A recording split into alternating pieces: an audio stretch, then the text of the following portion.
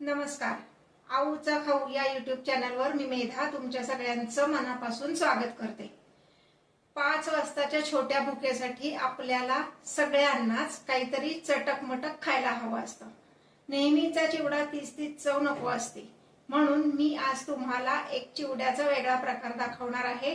Panipuri flavour चावमेव चिवडा. चला तर recipe बघूयात.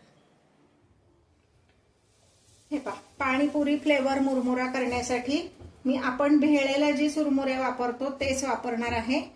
असे ते कुरकुरीत वाटतात आपल्याला, पण किंचित भाजून घेणार आहे. तुमच्याकडे ऊन येत असेल, तुम्ही उन्हात ठेवलेत तरी काही हरकत नाही. मोठ्या कढईमध्ये भाजून घ्यायचे. गॅस मीडियम ठेवायचा आहे आणि ही भाजायची पद्धत दाखवते म्हणजे करपणार नाहीत आणि कुरकुरीत होतील. असे 2 झारे घ्यायचे आणि हलवायचं. अगदी 1 मिनिट आपण हे परतणार आहोत.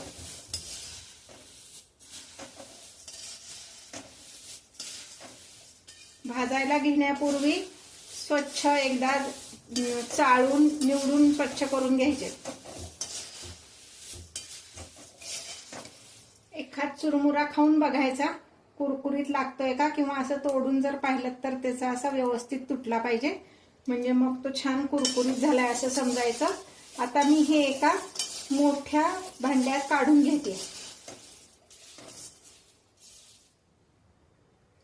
आता यासाठी लागणारा कोरडा मसाला आधी आपण तयार करून घेऊ. त्यासाठी घेतलेत अर्धा चमचा जिरे, 1 चमचा बडीशेप कच्चीच घ्यायची. सगळे हे मसाले कच्चेच घ्यायचे. 1 चमचा धने, 1 चमचा आपलं नेहमीचं मीठ, अर्धा चमचा काळं मीठ. काळ्या मिठामुळे टेस्ट छान येते त्याला.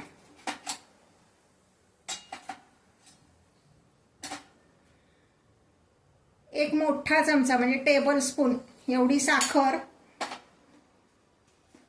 आणि छान असा टँगी अशी टेस्ट येण्यासाठी 1 मोठा चमचा म्हणजे आपला जो पोहे खायचा चमचा आहे तेवढा चमचा ही जलजिरा पावडर मी घेतलेली. आता हे सगळं असंच आपण मिक्सर मध्ये बारीक करून घेणार आहोत. आता मी इथे गॅसवर पुन्हा कढई तापत ठेवली. त्यामध्ये तेल घालणार आहे. साधारण 4 टेबल स्पून एवढं तेल घालायचंय. तेल व्यवस्थित तापून द्यायचंय. तेल तापलं की ह्यामध्ये आपण सगळ्यात आधी दाणे तळून घेणार आहोत.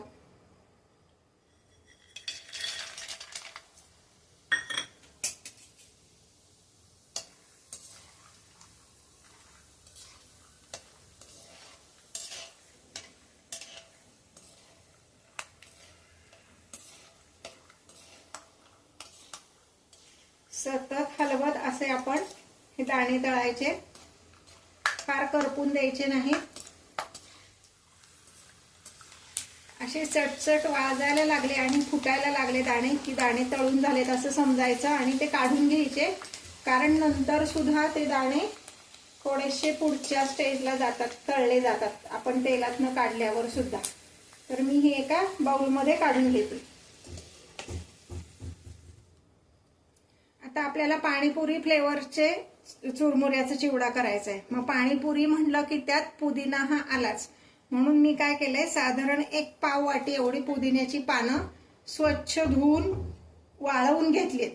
आता ती आपण ह्या तेलात टाकून तळून घेणार आहोत. छान कुरकुरीत होतात.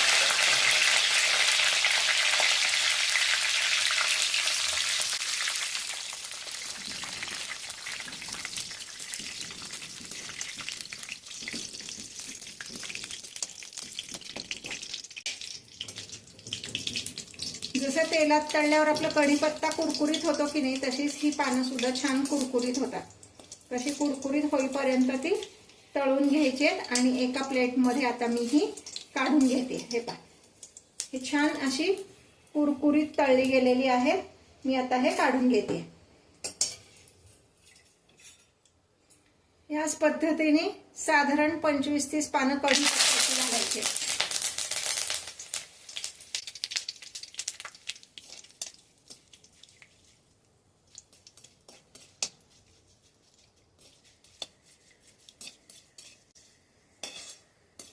तर ज्या ताटलीत आपला पुदिना काढला होता त्याच ताटलीत मी हा कढीपत्ता पण काढून घेते.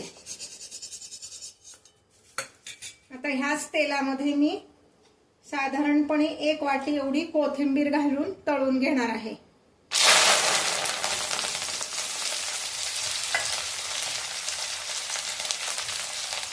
कोथिंबीर तळायला किंचित वेळ लागतो कारण त्यात पाण्याचं प्रमाण जास्ती असतं, पण कोथिंबीर सुद्धा छान कुरकुरीत होईपर्यंत परतून घ्यायची.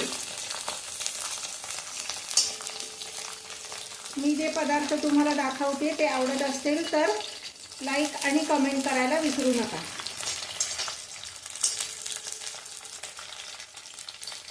आपण आपले नेहमीचे चिवडे वेगळ्या वेगळ्या प्रकारचे करतच असतो, पण हा जरा वेगळ्या पद्धतीचा असा चिवडा जर आपण करून ठेवला तर मुलांना मधल्या वेळेत खायला द्यायला किंवा शाळेत सुद्धा डब्यात जो मधल्या छोटा डबा द्यायचा असतो तेव्हा सुद्धा हा चिवडा छान आपल्याला देता येतो डब्यात.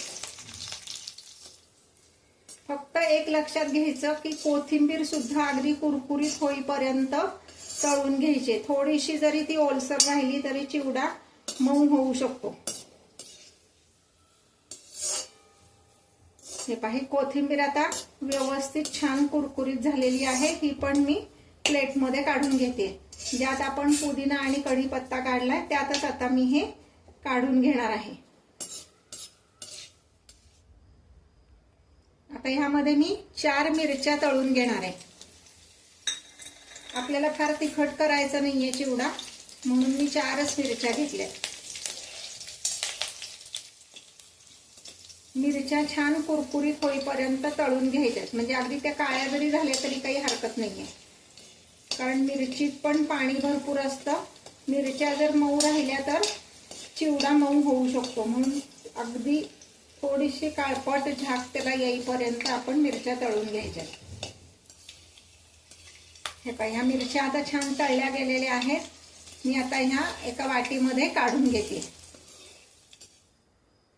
हे पहा, ह्या मिक्सरच्या भांड्यात आपण मगाशी सगळा कोरडा मसाला बारीक करून घेतला होता, तो आता मी एका प्लेटमध्ये काढून घेतलाय. आणि आता ह्याच भांड्यामध्ये मी ह्या तळून घेतलेल्या मिरच्या आणि हे जे तळून घेतलेल्या कोथिंबीर, कढीपत्ता आणि पुदिना ही जी पानं आहेत हे सगळं मी आता ह्या मिक्सरच्या भांड्यात घालते आणि हे बारीक करून घेते. छान फाईन पेस्ट होती याची.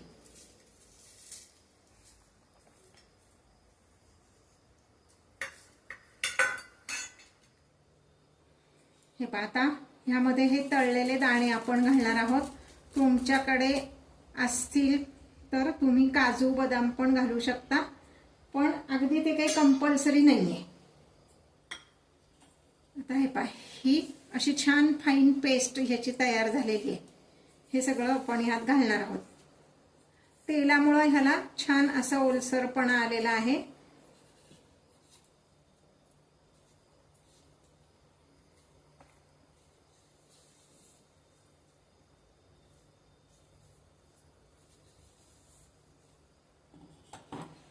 आणि हा जो कोरडा मसाला आपण करून घेतला होता हा पण ह्यामध्ये आपण घालणार आहोत.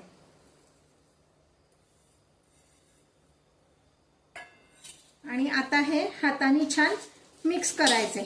आधी हे सगळं मिक्स करून बघू, आणि समजा आपल्याला असं वाटलं की तेल आपल्याला कमी वाटतंय तर दाणे तळायला किंवा हे पुदिन्याची पानं वगैरे तळायला जे तेल आपण वापरलं होतं तेच तेल आपण ह्यामध्ये घालणार आहोत. आता हे जे आपण ताटलीत सगळं काढून ठेवलेले पदार्थ होते त्याला जे तेल आहे ते पण सगळं पुसून घ्यायचं, म्हणजे वाया जात नाही आणि कदाचित तेवढं तेल आपल्याला पुरू शकतं. त्यामुळे आधी हे सगळं झाल्यानंतर मग ठरवायचं की तेल घालायचं की नाही ते.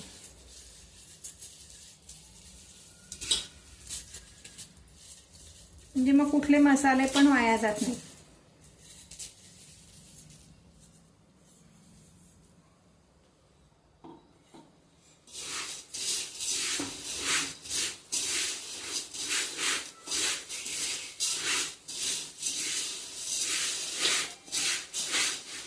थोडंसं तेल मी यात घालणार आहे. मग अशी मी तुम्हाला म्हणलं तसं जे आपण पुदिना वगैरे तळून घेतलेलं तेल आहे तेच तेल घालायचं, म्हणजे ते तेल व्यवस्थित तापलेलं आहे. कच्चं तेल घातलं तर कच्च्या तेलाचा वास येऊ शकतो.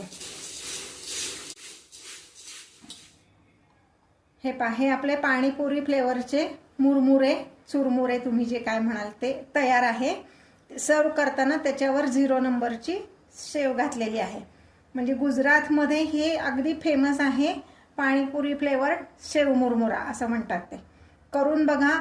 अजूनपर्यंत जर तुम्ही माझ्या चॅनलला सबस्क्राईब केलं नसेल तर सबस्क्राईब करा आणि बेल आयकॉन दाबायला विसरू नका. हे पाशे मस्त टँगी टेस्ट असलेले मुरमुरे तयार आहेत.